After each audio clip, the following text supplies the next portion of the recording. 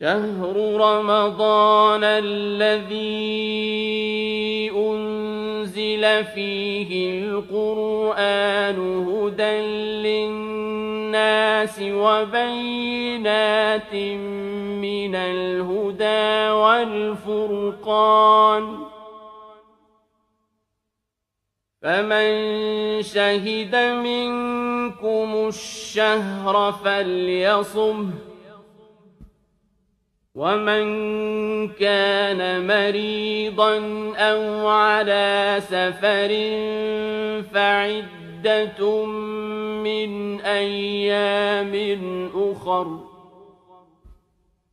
يريد الله بكم اليسر ولا يريد بكم العسر ولتكملوا العدة ولتكبروا